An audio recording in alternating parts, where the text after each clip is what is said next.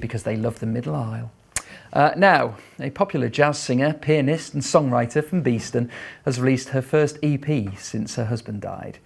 Jeannie Barton's been on the Nottingham music scene for years. She married her husband Will O'Shea back in 2011 and sadly he died in March last year. And to help her through such a difficult time, Jeannie turned back to songwriting and now she's releasing a brand new EP called The Grief Sessions. And Jeannie is here on the sofa now to tell us more. Hi Jeannie, thanks for coming on. First of all, condolences for your loss. I'm so sorry to hear that. How are you doing? Violently up and down would be a good description.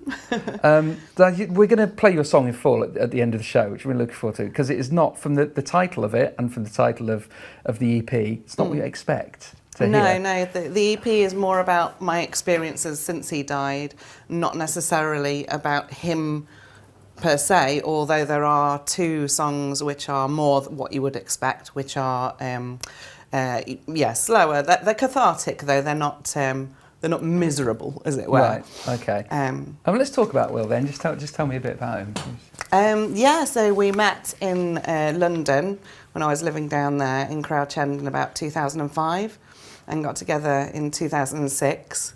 And I think most people kind of viewed as a bit of an odd couple, mainly because of the height difference, because he's like more than a foot taller than me, so I look like something out of Middle Earth, really, walking alongside him. But no, we just connected on pretty much every level. And so it was a great relationship and marriage, and we had our boy as well. Yeah, you can tell. Let's talk about your music then, because I don't want to get you upset. No, it's fine. So how... Obviously, your song. I was saying before, I know of you. We've never met, but I know of you because I've been in places where you've been playing. I've heard you on the radio and stuff. You're well known around Beeston, certainly, and around Nottingham and Nottinghamshire. And you've got an amazing voice, beautiful voice. Thank you. So how do you sit down and connect something like this to just obviously the trauma of what you've been through, to then going, I need to write about it? How does that evolve?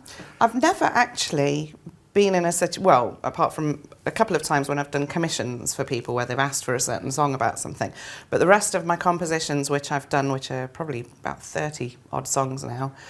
So, in fact, I did a whole show of my own music recently in Chelsea in London, which was quite the milestone, I think. I felt very proud of myself for managing that. And but generally speaking, songs just come to me like they're almost like they already existed, and like Will was an electrician by trade, and then a property developer following on from that, and he used to say that we're transceivers and that we give off signals and we receive signals. Okay. So I know it sounds a bit hippie, but I love that. But I feel when I songwrite, it's like I receive the songs rather than I write them. Do you see what I mean? Yes, that's the experience that I have. So I wouldn't say that I've sat down and written songs. It's just that I think, especially when you're emotionally heightened, you're probably, more able to receive, and, you're kind of highly charged or something. Yeah, so these are just songs that have come to me kind of all in a rush, and I've put them down. And then obviously the process of recording is a fun thing to do, because I work with my friends, and I just thought, let's get back in the studio, let's do something with what I've got, let's create a silver lining and hopefully help other people as well with whatever they're going through. Well, that must be a huge thing, because songwriting, anyway, any sort of creative thing is personal to you as a human, isn't it? Whatever you're doing, whatever the art is.